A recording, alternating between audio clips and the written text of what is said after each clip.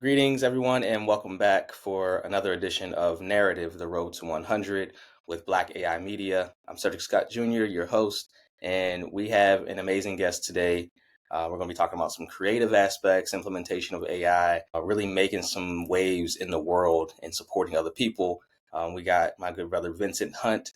So I want to give him some space. Go ahead, Vincent. Thanks for having you first and foremost. Just give us a little bit of your intro background, and then we'll get into some of our questions. Man, I appreciate that, man. And thank you for having me, man. This is such an important, conversation that we're having, especially at this time. It's been 30 years since we've had a technology as disruptive in a good way, as AI, because I'm definitely pro AI and very much pro human as a creative. I play those two and play in those two spheres. But my name is Vincent Hunt. I'm the founder and CEO of an organization called the Bureau of Creative Intelligence. What we do in a nutshell is we actually partner with visionary leaders to help them expand their creative intelligence and accelerate it within themselves and the organizations that they lead. We do that a bunch of different ways. I think our flagship practice is the one that really illuminates that the most, which is called ARC, which is basically an adaptive roadmap to organizational creativity. Because what we do pretty much sits in the management layer of most organizations. So that's like the big part of what we do. Another thing that we do that we're actually rolling out the very first top of 2025 is a whole service called Mirror. And Mirror is designed, it's a reflective model for leadership around the implementation of AI. Because if you start talking about the fear around AI, a lot of it isn't really about the machines and the computing.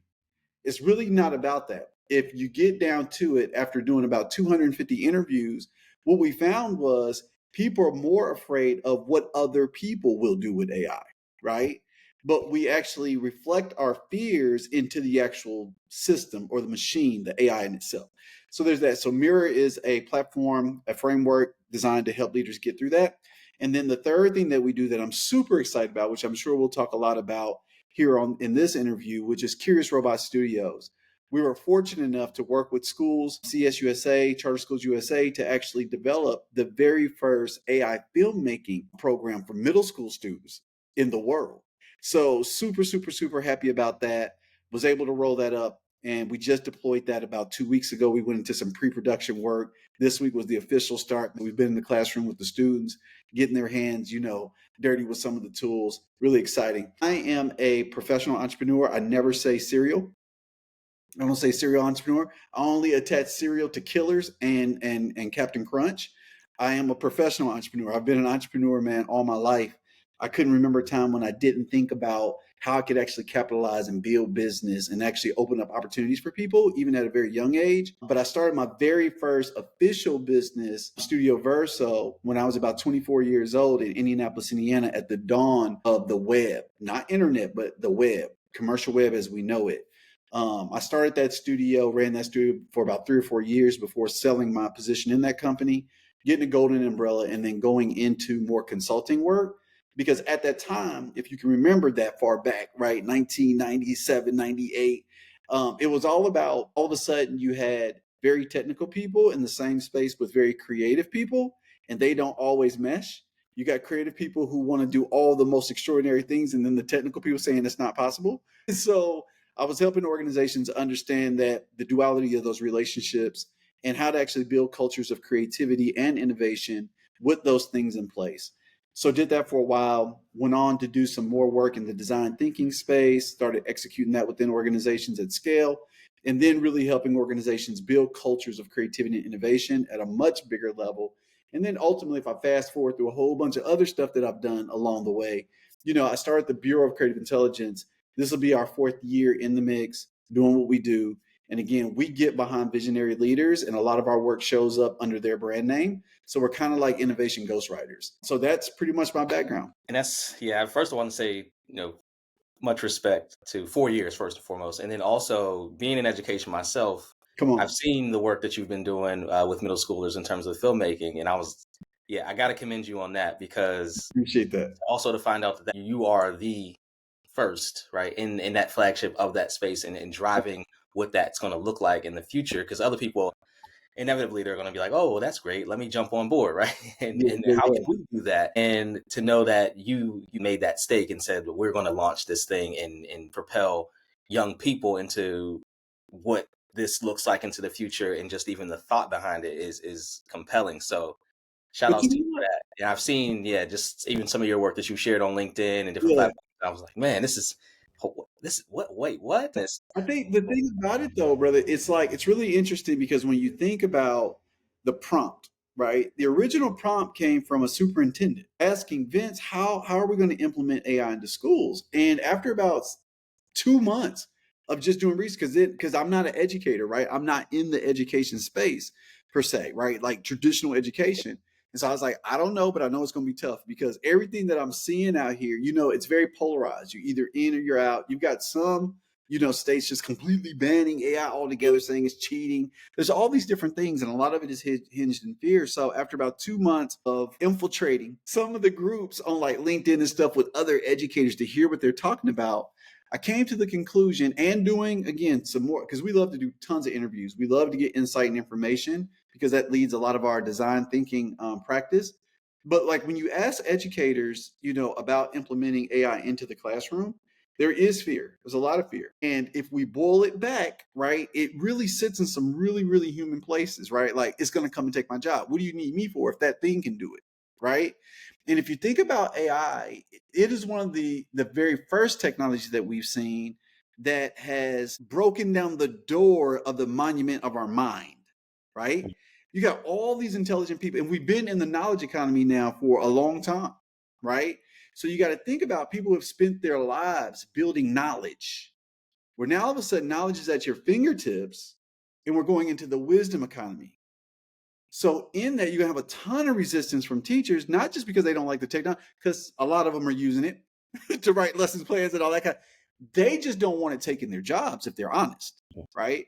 So the way Curious Robot Studios was born was this idea. You had a couple of other smaller prompts. You had Tyler Perry in his studios doing an $800 million project.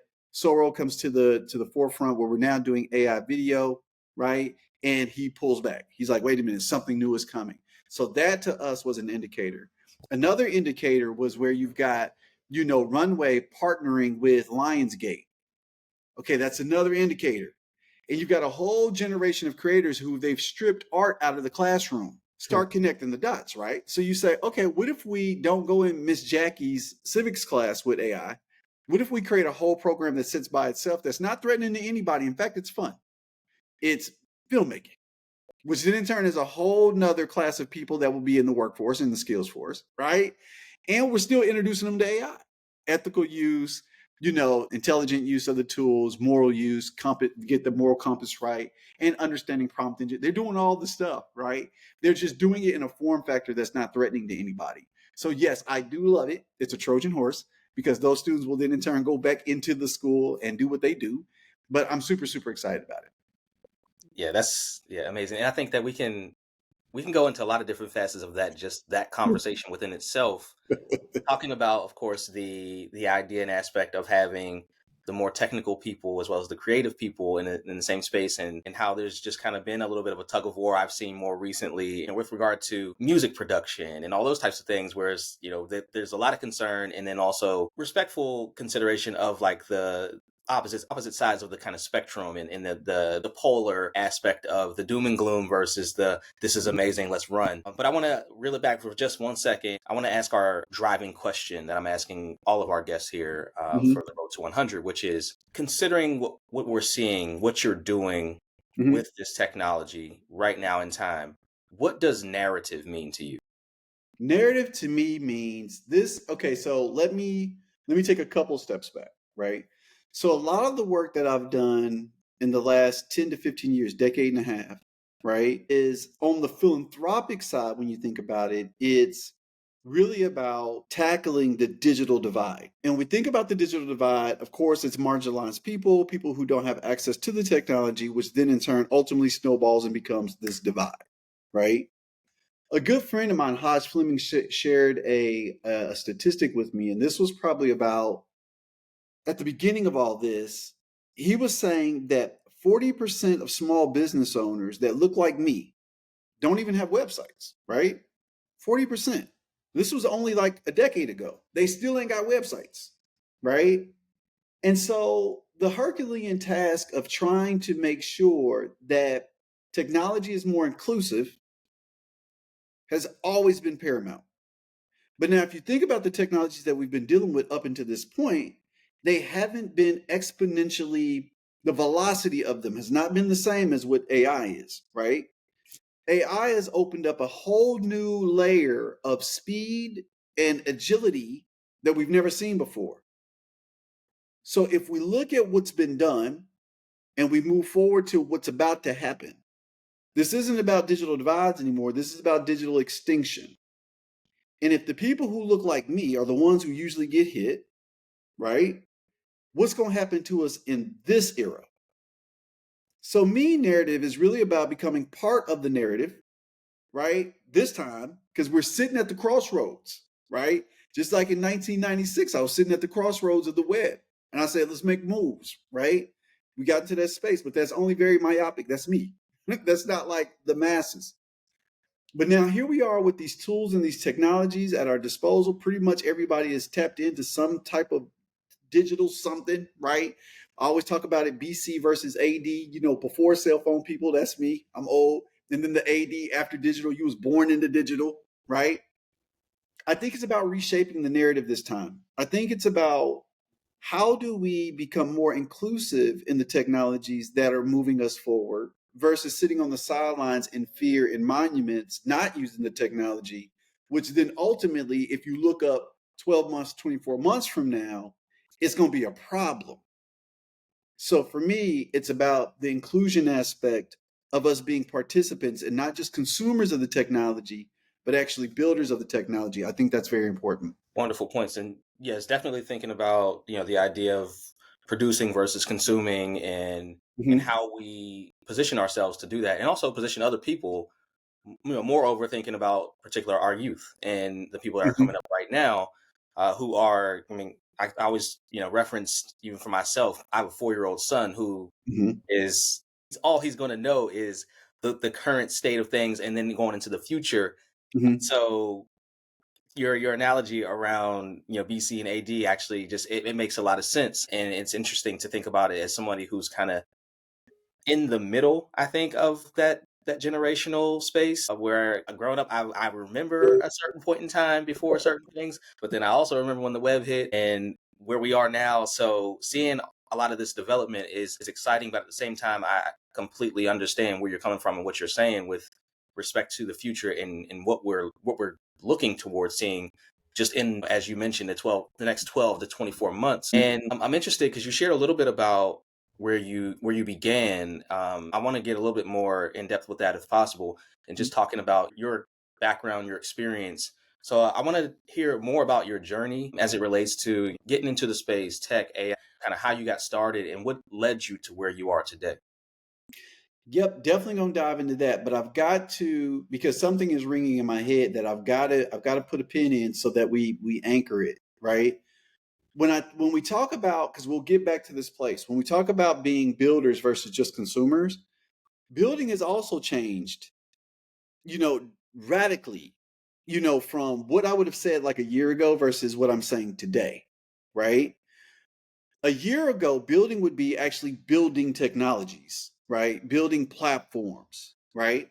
Because of course, all the frameworks they're there, then we can build on top of them. We can create value, all the good stuff, right?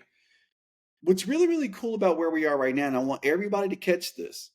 Where we are right now, in your domain of expertise, everybody's running around trying to figure it out. So building has another layer to it that you cannot forget, which is the framework, blueprint, architectural frameworks or layer. For instance, if you are a teacher and everybody's running around scared of teaching with AI, why don't you create the manual that teaches them how? Why don't you write the book that talks about the evolution of education into an intelligent future? Building. This is a time where they will look at you 10 years from now and say, he wrote that book on how we actually do stuff in the schools now, right? We can build that. And that doesn't take coding, because remember, NLP is the language of AI, natural language processing. And a lot of us are communicators. So I don't want people to miss the whole building component. Start thinking about your sphere of influence, your domain of expertise, and start rethinking it and writing the blueprint and sharing that blueprint with your name on it. I need your name on it. I need to see you 10 years from now, 20 years from now. As part of the history of this change, this shift. So that's what I'm getting at with that. How I began. How I began was actually pretty interesting. So, and I tell this story probably a million times in a year, but I love it because it was dope. The original, I call it the original prompt now, right? I think everything has an original prompt. Like if you go into Midjourney and you create an image, there's an original prompt that creates that image, and you can build on that prompt, right? And I think in our lives, we all have original prompts. There was a prompt that set us on a trajectory to get us to wherever we are, whether it was an inspiration, some wise person pulling you to the side, maybe a mentorship, something. There was an original prompt that put you on the journey. For me, it was at 10 years old. I was 10 years old. I was at a slumber party. This is so cool. I was at a slumber party and there was this guy named Eric Hollingsworth. Eric Hollingsworth was about 15, 16 at this time. I'm 10. We're at the slumber party doing what kids do, beating each other up with pillows, eating candy and ice cream, just wilding out. Eric, for whatever reason, singles me out. He said, "Come here, little bro, let me show you something." So he takes me in his room, and his room looked like a science project. Now, we also have to put context around this. Eric lived in an affluent household. His dad was a doctor. All of us, we came from working class homes over to Eric's house. So we just kind of showed up, right? So we're there, and his brother, Scotty Hollingsworth, it was his birthday party. So we're at the birthday party, summer party, doing our thing. He pulls me to the side. I'm in this room, looks like a science experiment. And in the corner was a little glowing box. It was one of the very first Macintosh computers. And he sits me down. He shows it to me. He was like, "Vince, check this out. This is a computer." I'm like, "What does it do?" So we're sitting there. He's showing me what it does. Because if you remember back then, you had to program the computer in real time to make it do anything. So he's showing me what the computer does. And he says, "This thing is going to change the way we live, the way we interact with each other." Now, mind you, he's 15, 16 years old. Now, while he's telling me this in real time, it was just dope. Like, I didn't think anything above and beyond. He's older than me, and this is dope. He started saying words like entrepreneurs will build businesses. I said, "What's an entrepreneur?" Business people. He gave me vocabulary and he gave me context around a future that I didn't know of. So when I look back at Eric, he was very visionary for a 15, 16-year-old, right? And if you look him up now, he's an engineer, right? He does his thing. He's an engineer, super, super dope. But in that moment, that night, I told myself, I'm going to do something creative because I was always creative. I love to make things, right? I'm going to be creative. I'm going to use that thing, the computer, and I'm going to be an entrepreneur. That's what I'm going to do. That became my original prompt. That was my dream. Like, if you think about Midjourney, imagine a young person who's a creator, who uses computers and is an entrepreneur generate. It took all those years to generate the Vincent Hunt of today, right? Like that original prompt did not manifest into the intersection because you got to imagine back then there wasn't a whole bunch of apps being built. There was not a whole bunch of internet, nothing, right? But I remember coming out of the military. I was in the military 91 through 95, 35 Mike, human intelligence. I come out the military and boom, there was the intersection. I'm seeing the very first beautiful website, and I was like, there it is. I'm gonna build those. You know what I'm saying? Like, I didn't know how I was gonna get there. I just knew I was gonna build websites and sell them to businesses. Right? So I went to the library for 1 year, man, and taught myself how to build websites, and then went door to door, knocking on the door. My name is Vincent Hunt. I'm a web designer. This was way back then. I sold the very first. I didn't even have a computer, bro, to even build the first website. I didn't. I didn't even have the computer. I was able to tell the story of why the website would be important, so on and so forth. This guy believed in it, and he actually put down $1,250 on a website. I went and purchased a computer, built my very first website, bro, and that's how it all began. There was no pixie dust. There was no sparkles. There was no, that was it, right? So then, because having a business mind, because I was the kid that was selling candy in school and doing all that other kind of cool stuff, I realized if I can get more salespeople, I could actually sell more websites, and let me just put them on commission. So I was giving people 50% commission to go sell these websites. So they're out selling websites, and we just started going gangbusters, right? Built that company up. Again, we got it up to, we were doing about 7 million a year, which isn't a ton of money when you think about infrastructure and people back then, but we did it. And I sold my position in that company, but that changed me. Seeing that once you believe a thing, once you believe it, and you purpose yourself towards it, and you begin the path of learning and getting skills, right? And then have the faith to jump into the marketplace to just do it. I knew that was a formula. And that's how my whole career has been since then. New technologies will come, and instead of me just sitting there looking at it like, "Ooh, that's cool," like as a consumer, I'm like, what is the business application of this? What is the business implications of this? I need to figure it out, and I need to create an agency that then in turn helps other business owners understand it too. And that's how I've been building things. And so the Bureau of Creative Intelligence is nothing more than a whole bunch of years of doing that and staying on the edge of emerging technologies, not being afraid of them, but learning the practical use cases of them and implementing them, right? And building upon that. So that was the origin story or the original prompt of Vincent Hunt, a slumber party, 10 years old. Man, yeah, that's wow. That within itself right there is enough. If anybody's watching this, when they see it, they'll be like, all right, like, Yeah. because I think that again, there's so much to it, but thinking about even the things that you mentioned up until this point in this interview, making that connection to that 10-year-old and Mm-hmm. seeing now the I think even the framing of the original prompt itself, it spells out so much in relation to seeing now the work that you're doing. So it's kind of like when you frame it that way and explain that story, it's kind of like, oh yeah, clearly that would make sense. You Yeah. could see, as you mentioned, the mid journey prompt, you could see it generating that entire vision, Mm-hmm. and you're like, that's exactly what was input into the system. That's Yeah. that. Which then in turn gives you, it should give you a more intimate understanding of why I believe AI is one of the most transformative technologies that we'll see. You're looking at somebody who's always had imagination and creativity. Like I've always stood on that endowment. That is one of the greatest endowments that I think God has given us is creativity, right? Or whatever system you believe. I happen to believe in God. He gave us this thing called creativity, and it's one of our most powerful gifts, right? To dream and to imagine. And I remember one time a colleague asked me, they were like, Vince, you're not afraid of AI? Like you're creative. Like, have you seen what it can do? I said, I absolutely have seen what it can do. What it's done for me is it actually eliminated the barrier between my imagination and what's manifested.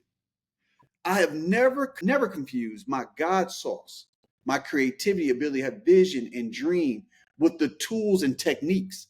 This goes back to Photoshop 1990. You know what I'm saying? When Photoshop came in 1990, up until that time, Milton Glasser had gotten an award, world iconic, for building a poster called the Dylan poster, right? If you saw the process, YouTube that, cutting out the letters, doing the typography, setting it, all of that. Photoshop came and replaced that, right? And at that time, if you can remember, everybody was demonizing Photoshop. Like, oh my God, this is killing the photographers. This is not real photography. Now, 95% of photographers use Photoshop. The 5% that don't are extinct. Think about it. So now here we are at a new tool and technique, AI, that allows me to generate my imagination at speed. It's no longer let me take 5, 6 weeks to create this thing. I'm generating right now. Right now, I'm thinking it, I'm doing it. It's crazy, bro. Like to really when you begin to like unpack with this technology, the power that it gives us and what we can do and what we will see. Like selfishly, I just want to get goosebumps in the next 2 to 3 years, right? People creating things that were in their heads locked up. Books will be written, movies will be made, right? That we would have never seen because of the tools and techniques were barriers. No longer are they barriers. And I want to go off script for my questions because this is clearly one of those ones. In regard to that, right? Like for creatives in particular, Yes. we know that there are people who are apprehensive or kind of pushing back against. For those who are not in that space, Mhm. who are open and interested and intrigued and curious, what recommendations do you offer to those folks? And it might be the same things that you offer to the young people that you're working with in terms of filmmaking, but like what do you say to them when they're just getting started out? Yeah, when you're just getting started off, give yourself. So for me, I believe in the original blueprint or framework of love, right? This is going to get a little weird, right? If you think about love in Corinthians, First Corinthians says love is patient, love is kind, love is all these things, right? I believe that was like God's like blueprint for humans being. I don't think it was about Valentine's Day or the warm squishies or butterflies. I don't think it was that. I think he was saying be these things. So if we be these things, the best advice that I can give to another creative that's getting to this space, slow down. Be patient with yourself. Start to understand these tools. Understand what your tool stack is. What are the tools that'll help you best express your style, right? And start to develop those skills, right? In your time. Because every creative endeavor, the originality or the genuineness of it, like so instance, my creative stack in AI may be fundamentally different than someone else. That separates us as creative from a tool technique standpoint. Another thing that's going to separate us, of course, is our ability to have vision and creative intelligence, right? So all creators are in this space right now where they're rethinking their work and finding their voice in AI, right? And give yourself the space and time to do that. Don't feel FOMO. You're okay. If you're in the game, you're probably already ahead of everybody else, right? So you need not worry. Spend time honing in on your craft. What does your craft look like using these tools as you move forward, right? At the Bureau, interesting enough, we're actually going to publish this probably in the next 2 to 3 weeks, which is the future outlook of the creative landscape as it pertains to AI's emergence, right? One of the roles, like when you think about like an AI content engineer, that has never had to exist before. Well, that's here now. The AI content engineer is the one who's creating content using AI and aligning it with any organization's systems. There is a person that will do that. You see what I'm saying? Yeah. So redefining yourself, I think, is another thing. Be willing to redefine yourself. You're going into a new era of creativity. I call it a hyper intelligent era, right?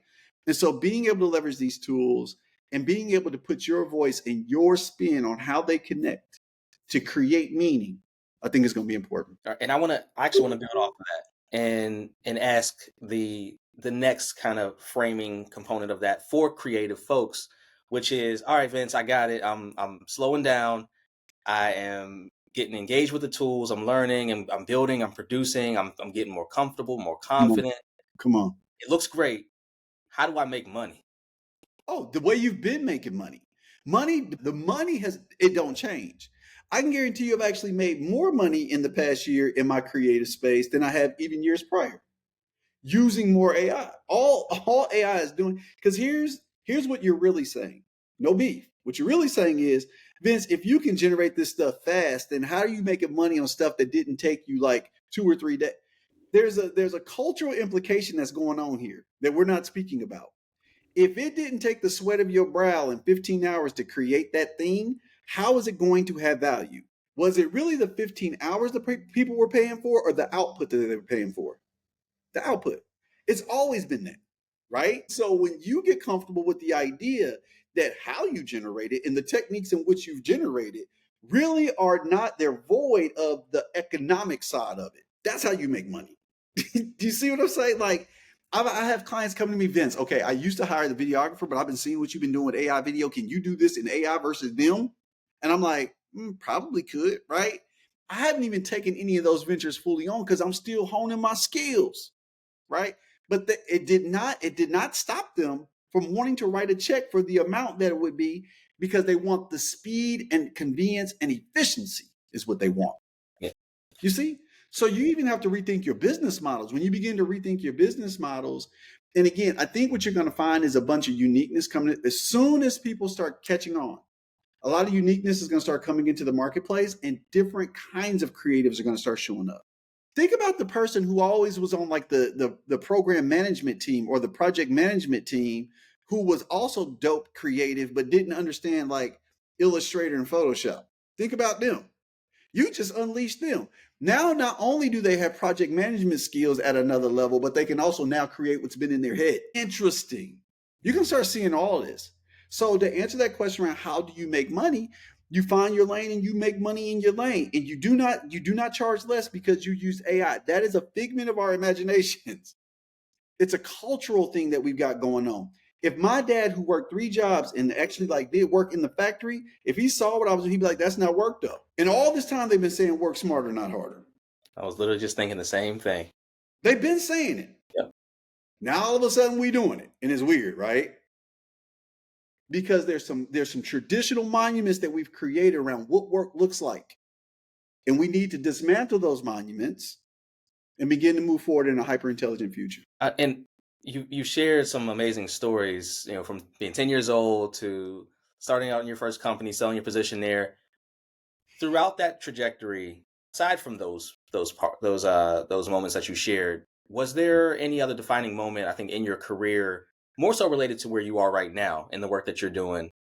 Was there a moment there that was a little bit more defining in terms of your potential impact as you look into the future in the AI, tech and AI landscape? Yeah, I think my realization that, and this is the part that really breaks my heart, and if I'm honest, it's really the motivation behind my work. It's why I do what I do. And I'll explain it to you in a quick story. Can I give you like a quick story? Take your time. So I was on the airplane. I live in Tallahassee, Florida. I was going from Tallahassee, Florida to Indianapolis, Indiana.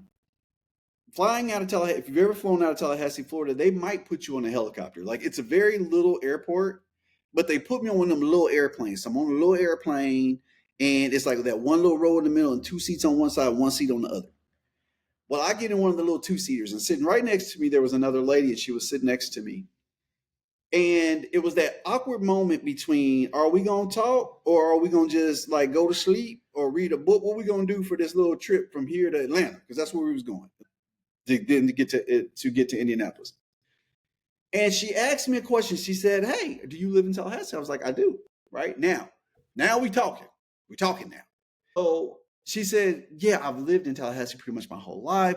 She gave a little bit of her background. I was like, "No, I just moved here back in 2010, 2011. I'm starting a company here. I moved here. It's pretty awesome." She said, "What do you do?" Now, at that time of my life, I was in a very transitional place, right? I was contemplating a lot of different things, and I was actually starting an organization called Creators Camp for young people. Because what I'm about to tell you is the soul of the reason why I created Creators Camp for young people, so they can tap into their natural talent, skills, and abilities and their creativity earlier than later. So I didn't know how to explain this to her because I'm still contemplative. So I asked her, I said, "No, what do you do? I think it's more important. What do you do?" And she said, "I'm a landscaper." And when she said that, brother, the whole little cabin where we were sitting kind of lit up. I could feel her energy. She like got excited. I said, "Okay." I said, "Tell me a little bit about that." She was like, "Oh my God, I love my work." She was like, "I get to go to people's houses, and when I do the work and I'm done landscaping and they come out, the joy I get from watching them receive my gift, what I've done." I'm like, now in my mind, I'm doing all the calculations. It's not for her, it's for them. What she does actually blesses other people. She's aligned. She's aligned with what she's designed to do. And her energy, she's aligned. She's good. Now I'm looking at her, she looks like she's about 50 years old. So I asked her, I said, "How long you been a landscaper again?" She said, "About last three, 4, 5 years."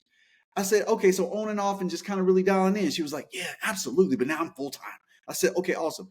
I said, "What did you do before you were a landscaper?" She was like, "I was a court reporter." Starkly different. Now you stuck in a stuffy courtroom taking notes during trials and stuff. No bad, but it's not landscaping. And when she said it, a little bit of the energy dropped. I said, "So you spent a lot of time here." I said, "How'd you become a court reporter?" She was like, "A normal thing. I was going to school for law. I realized I didn't want to become an attorney. I knew a bunch of people at the courthouse. They ultimately had me do an internship. And then one thing led to another. Before you knew it, I was doing a whole bunch of other things, but then landed on court reporter." I said, "Okay." I said, interesting." And she was like, "Yeah, yeah. Took a big chunk of my life, but now I'm doing what I'm supposed to be doing." I said, "Okay, great." I said, "Let me ask you a question then." I said, "If I had a handful of rose bush buds, and they were championship roses, championship, they're winners, how would I plant them?" She said, "Oh, that's awesome. Roses, they grow in certain soil." But she talked about the minerals. If you give them these minerals, she did the whole thing. And then she said, "And then now they're planted. They're ready to go." I said, "And then we wait." She said, "Yep." I said, "But then they spring up." She said, "Yeah, absolutely." I said, "This batch sprung up and they're tulips." She said, "What do you mean?"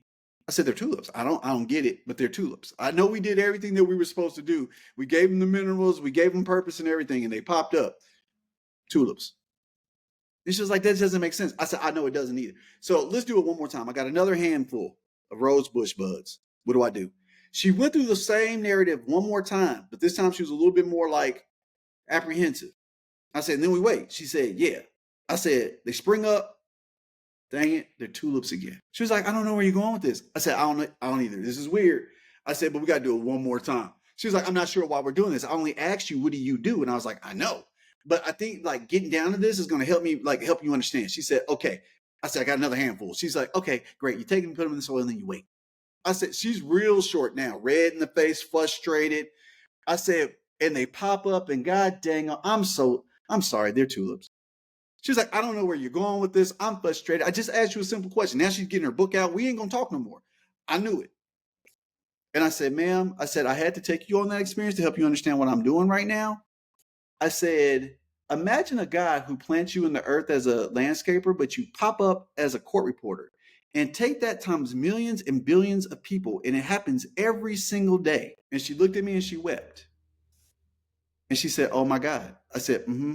How frustrating do you think God is? How frustrated do you think he is?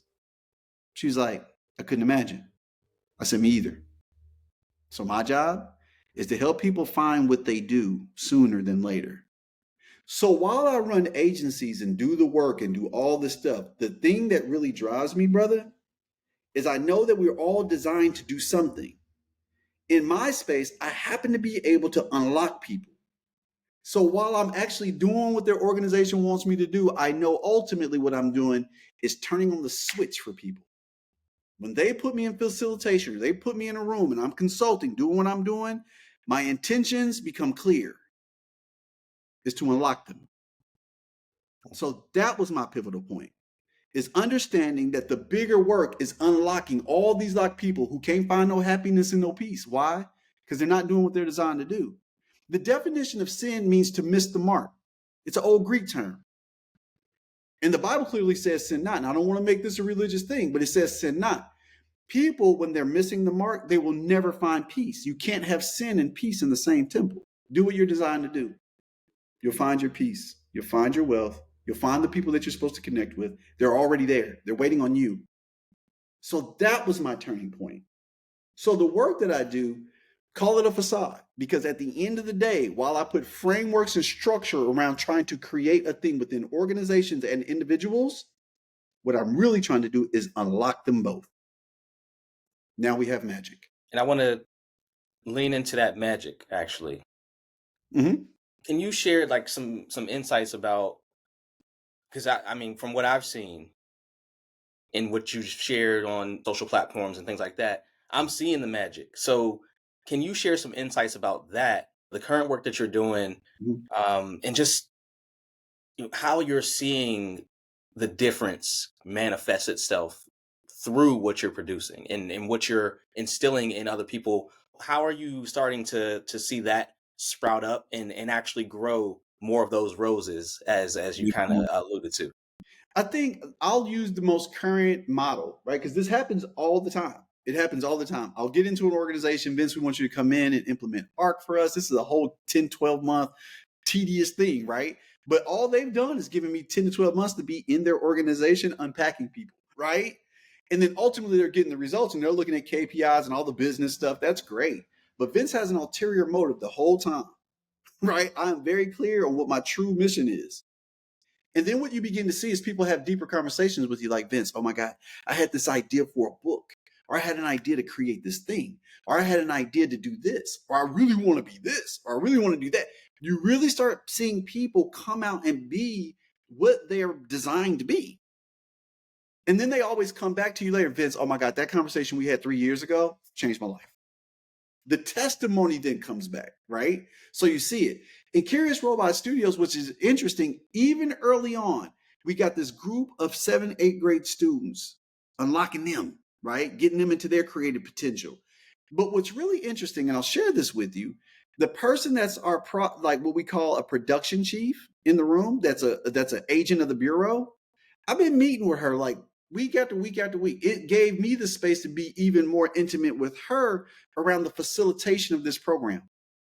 And I'm seeing her unlock at another level. I'm seeing her creativity come to a new place. The teachers that are in the room watching us do what we do, low key, they're like, how do we come work at the bureau, right? That's how I'm seeing it manifest, right? When people see the bigness of themselves and that greater sense of their purpose and their design, bro, there's nothing more rewarding than that. Do we get paid really well for what we do? Absolutely. But Vince has ulterior motives. I'm going to be straight up. And when you put this out, I'm trying to tell you, I'm putting the spoiler out on myself. If you let me in your space, I am trying to transform you from the inside out. Period. That is my goal. So what you see on social media, I was just talking to a friend of mine. I was like, bro, all that is bait. Bait. I'm gonna do a creative expression. Somebody's gonna reach out to me and they want to tap in, and then ultimately they're gonna let me in their space and I can do work. That's just how it works. And the work I do, the alchemy I do, is not just the output. Again, I don't confuse how I've been designed with my tools and techniques. I've never confused that. AI is going to allow me to accelerate this in ways that I've never even thought or imagined, and I'm exploring how to do it right now. That's it. So hopefully that answers your question, brother. For sure. And it actually leads into my next question, which Yeah. is amazing. Just the pathway I think that we're walking. Because of course you've talked about some of the insights projects, and once people kind of allow you to step into that space, and then you're in your zone of genius. Can you share some of, if not the most exciting outcome that you've seen recently from your work? And can you talk about a little bit of your long-term goals? I think one of the most see that because also another one of our clients is Thurgood Marshall College Fund, which that is like you mixing me with Thurgood Marshall College Fund was like one of the greatest things I think ever happened. This started back in 2015. So now you've got HBCU students from all over the country coming in to do innovation challenges. Now you're giving me about anywhere between 20 sometimes to 50 to 150 students all at one time, under facilitation, under training, under unlocking, right? And then you see them going out doing like extraordinary stuff, working for the corporate sponsors, Allied Bank, Truist Bank, all the different, seeing them go into the world and be great, right? That happens on a regular. To date, I've probably facilitated anywhere between 100 and 125 innovation challenges for Thurgood Marshall under their corporate sponsors. That's a lot.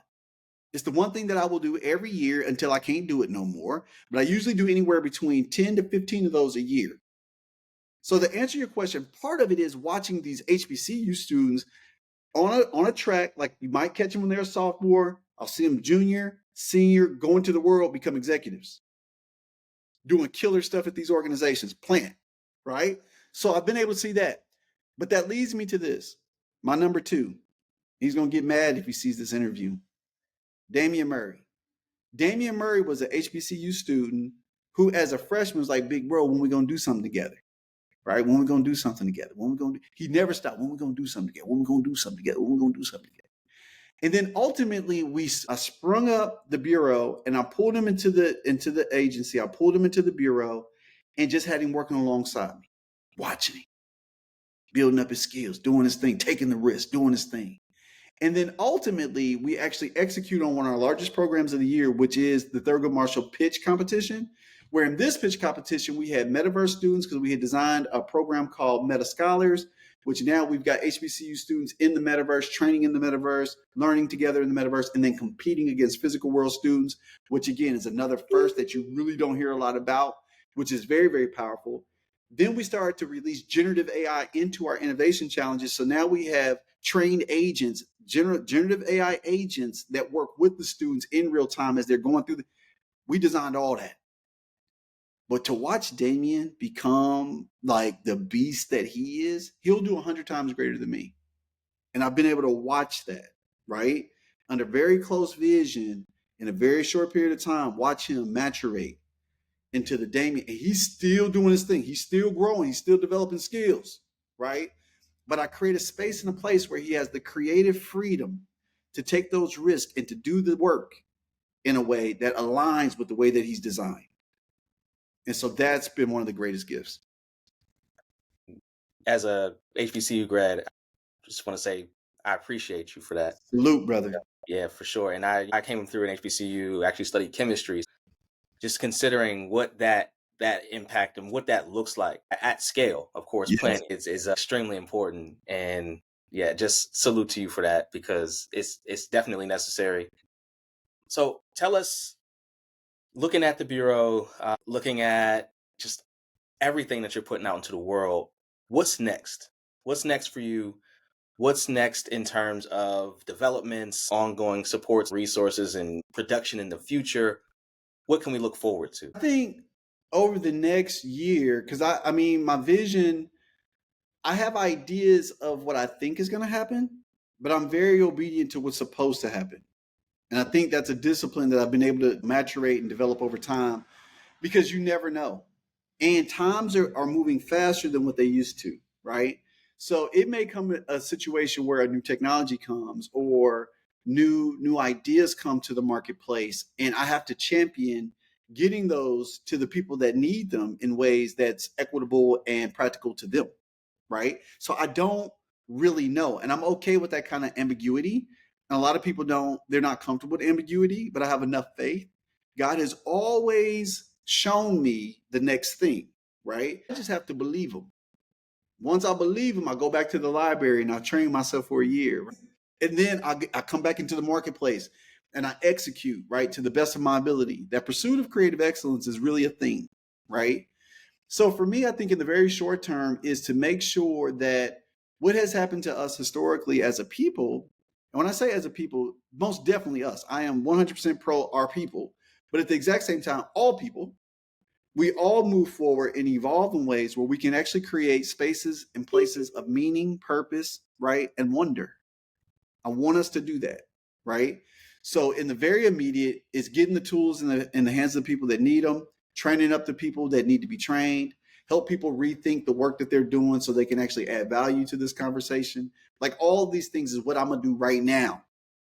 But I can't tell you what I'm gonna do 2 years from now, 3 years from now, until it's shown to me. You know what I'm saying? And it may be I'm just being obedient to what I'm doing right now, more of it, right? And I will do that until I'm released from it. But until then, I will make sure that I'm in the spaces and the places where the people who need this information, need this training, need this insight, need this direction, I can give it to them in the way that they need it. Yeah. Considering where we are right now, what we're doing right now, and just being diligent and being on track and on par with regard to whatever that source is that we tap into, so Mm-hmm. that whenever we are at that place in the future, a day from now, a year from now, we are respective of that, Mm-hmm. and we move in that facet, and being consistent in that. But with that, because I know we're, consideration for future goals and things like that is one thing, but legacy. Mm-hmm. I gotta ask you, what does that look like for you? What do you hope when people say Vincent Hunt, look at your work after it's said and done? Like, what does that ideally look like, feel like in your mind currently, in your imagination? In my imagination, I think it's this idea or this pursuit to die, but to live forever at the exact same time. And let me explain. A few years ago, my dad, I was in between relationships, had gone through a long relationship, breakup, all this stuff, right? And I was sitting down having a heart to heart with my dad, and he said something that was profound. He said, now I hope that before you get in the next relationship, you tell them that you first married to your work. Like, your work is your first marriage. That's what you gonna honor first. And I said, really? I was like, that's what you think? Like, do you see me as like this workaholic? Because I'm always doing what I do because it's very natural, which can be a little bit elusive. Like when you love what you do, like you're just doing it. Like it's my natural mode of operatum. And some people call it work, but I'm like, this is kind of what I do, right? That can get a little bit weird. But through the lens, my dad's lens, the way he saw me was that. And I said in that moment, if I take the dirt nap, how many other people will say the exact same thing? He was just like, he worked a lot. He worked really, really hard a lot. He was after it. Is that what they're going to say? Right? Now, that would be a little bit miserable in my mind, right? What value have I added? Like, what will people truly say? And I think for me, this whole paradox of dying, but living forever, right? I think for me, my legacy is once I do take the dirt nap and I'm up out of here, that's the dying component of it. I'm out of here for real, for real. But I've empowered enough people with enough of the message and enough of the purpose that they have within them that they accelerate anything that I've done hundredfold, 100-fold times 100. Think about that. And all of them will have the testimony to say, there was this dude, this little skinny, weird dude back in like 2024 who was wilding out talking about creative excellence and potential, right? That to me is living forever because they will impact others who will impact others who will impact others who will impact others. And that is the work. So if I'm pouring enough into other people and I'm giving them permission and agency and space to go be the greatest version of themselves, there is a hope that they will go do greater than I've ever done and will tell the story and do it for somebody else. That to me is legacy. Do you see what I'm saying? So it's outside of me. I'm only here for this moment. Once I'm gone, I need it to continue at scale. That's scaling in my mind. So that's my answer to that. Yeah, beautifully said. And Vince, again, thank you so much for taking the time to share your narrative, share the work that you're doing, and just much respect to. This is not the last conversation we're going to have. It might be the last recorded conversation we have, but yeah, man. There's so much to it. Let the people know who are tapping in and listening where they can, follow up with you, where they can check out your work, where they can support you, where they can become a client. Yeah. How do we find you and tap into what you were doing and just support? Yeah, I'm super touchable. Like on all social media platforms, I'm Vincent Hunt. Real simple. I was lucky enough to be one of the early adopters that got my name. I didn't have to get Boo Baby 866. You know what I'm saying? I got Vincent Hunt. So just find me at that. I didn't have to put my serial number behind it or nothing. It's just my name. So you can find me on all social platforms. Reach out to me. I'm super touchable. If you're on LinkedIn, if you're on Instagram, shoot me a DM. I am not that famous, right? I'm not famous. So I will answer a DM for real. Just don't be saying nothing slick. You know what I'm saying? Just jump in and ask questions that you got on that level. This year we will be releasing some frameworks and some processes and programs for visionary leaders that I think will be very profound to them. ARC is already in play. If you go to our website at bureauofcreativeintelligence.com, intel.com, you can actually reach out to us and inquire about doing some of that kind of work. But everything is bespoke. So when we talk to people, we kind of figure out what they need and only give them what they need so that way we can grow together. So there is that. I think in the immediate short term, and this is the very first time we've said this outside of the Bureau, so I'm pretty excited about this. We're actually about to do the Curious Robot Studios Teachers Development Program, where we're actually creating more production chiefs for their classrooms. And what we will do is give you full support because we are a hybrid program where we're 2 days in room, 3 days out of the room. But when the teacher is trained up, she could be those 2 days, as well as have all the online training or support that we have. We have 9 GPTs that are designed for the students to take them through everything from screenwriting to it's super dope. So once they get trained up, they get our full support and we can deploy and get more Curious Robot Studios stood up all over the country, all over the world. And that'll be coming out real soon. So stay in the loop for that. And I'll be throwing that all in the socials and everything and people can tap in. So if you're a teacher out there and you're thinking about how do I get AI into the hands of my students, just do it creatively. Just let them create a short film about something like anxiety or bullying or something that they're dealing with. So that way they can get a deeper contextual understanding of it while learning AI at the exact same time. So that's how they can work with me. Well, there you have it. And again, much love, respect, Vince, to everything that you're doing. Appreciate you, bro. We'll be following up. And for everybody that is tuning in, thank you all for continuing to come back. If this is your first time, don't miss the next one and make sure you go back, listen to the other interviews for Narrative, The Road to 100 with Black AI Media. Peace and respect to everybody out there, and we'll catch you on the next one.